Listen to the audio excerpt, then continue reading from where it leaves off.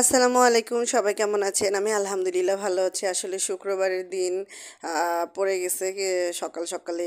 আজকে উঠছি অনেক আগে সকালে ঘুম থেকে। তো উঠে আমার হাজব্যান্ড আসলে একটা কাজে একদিনের জন্য আসলে বাড়িতে চলে গেল। তাকে বিদায় দিয়ে আসলে আবার আমি ঘরের যা কাজ টাজ ছিল সেগুলো করে আসলে আমি একটু শুয়ে পড়লাম। কারণ বাচ্চারা এখনও ঘুমাচ্ছে, কারণ এখন দেখা গেছে যে ওদের সাথে একটু শুয়ে ঘুমিয়ে নিলাম। তো ওঠার পরে আসলে অলস সময় একদমই যাচ্ছে। শুক্রবারের দিন অন্যান্য শুক্রবারের দিন কাপড় চোপড় ধোয়া থাকে, রান্না বাড়ি হুলস্থুল অবস্থা থাকে, তো আজকে কিছুই নেই।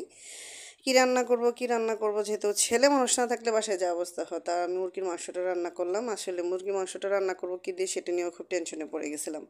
বাচ্চারা বেশ কিছুদিন থেকে জ্বর অসুস্থতায় ভুগে উঠলো, তো এখন তারা কোনো ধরনের সবজি খায় না, মাছ মাংসটা একটু একটু করে খাচ্ছে। তো মুরগি বের করলাম, ভাবলাম যে মুরগিটা ভালোভাবে কষাই আসলে মিষ্টি লাউ দিয়ে রান্না করি, কারণ মিষ্টি লাউ দিয়ে রান্না করলে দেখা যাবে যে এটা একটা সবজিও আর প্লাস খেতেও স্বাদ লাগে। মিষ্টি লাউ দিয়ে দেখবেন বাসায় গরুর মাংস হোক, মুরগির মাংস হোক, যে কিছুই রান্না করে, এমন বড় মাছও যদি রান্না করেন দেখবেন খেতে খুবই সুস্বাদু লাগে এবং খুব টেস্টি লাগে।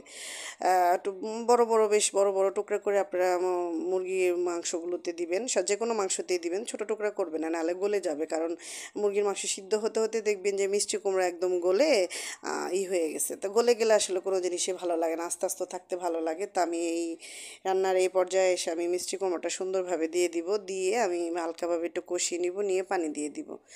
আসলে দেখা যায় যে আজকে এই শুক্রবারটা আসলে ভালোই লাগতেছে না। বাচ্চারা এই সবেমাত্র অসুস্থ থেকে সুস্থ হইলো, আর একটা কাজে আসলে আমার হাজবেন্ড বাইরে গেল আমার শ্বশুর বাড়িতে, আবার চলে আসবে দেখা যাবে যে কালকেই। তো আজকে আমাদেরকে একাই থাকতে হবে। আজকে আমার মেয়ের আসলে গানের ক্লাসেও যাওয়া হবে না, ছোট বাচ্চাকে নিয়ে আসলে আমার পক্ষে ওকে গানের ক্লাসে নিয়ে 1 ঘন্টা বসে থাকা যায় না। প্রতি শুক্রবারে দেখা যায় ওর বাবা রাখে, আমি গিয়ে বাচ্চাকে ক্লাস করে নিয়ে আসি, তাই এই শুক্রবারে আসলে আমাদের যাওয়া হচ্ছে না। ভীষণ বিরক্ত করতেছিল আসলে বাচ্চারা। তো ভাবলাম যে ঠিক আছে, বিকাল যেহেতু হয়ে গেছে, বাচ্চাদেরকে একটু পাশের একটা আছে, মাঠ আছে, বড় মাঠে নিয়ে যাই। মাঠে নিয়ে যায় তো মাথায় নিজেরই নষ্ট হয়ে গেছে। মাঠে এক কণার একটু জায়গা নাই, মানে 7-8 জন খেলতেছে, 7-8টা দল খেলতেছে ফুটবল, ছোট বড় মিলে 8টা দল খেলতেছে ফুটবল, কেউ খেলতেছে ক্রিকেট। মানে হুলস্থুল অবস্থা, ছোট বাচ্চাদের কোনো জায়গাই নেই। যাই হোক, একটা ছোট বাচ্চা আগে থেকে খেলতেছিল বল নিয়ে, আমার বাচ্চা 2টা বল নিয়ে গেল, ওদের 2টা বল আগে থেকে আমরা কিনে দিছি। তো এই আঙ্কেলটা প্রায় সময় তার নাতিনকে নিয়ে আসে, আমার সাথে মোটামুটি ভালো পরিচয়, ওদেরকেও চিনে। তা আমরা এই যে এক সাইডে আসলে খেলতেছিলাম, প্রায় সময় বল চলে আসে, ওদেরকে বল, ওরা ওরা জানে যে বাচ্চাগুলো আসে খেলে। তো সাবধানে ওরা খেলতেছিল। তা যাই হোক, সময় এভাবে কেটেই গেল মোটামুটি। আজকে দিনটা পারি করে দিলাম, ভাবলাম সারাটা দিন আসলে শুক্রবারে আপনি কী করলাম আপনাদের সাথে একটু শেয়ার করি। তো সবাই ভালো থাকবেন, সুস্থ থাকবেন, চ্যানেলটি সাবস্ক্রাইব করবেন, আমাদের জন্য দোয়া করবেন।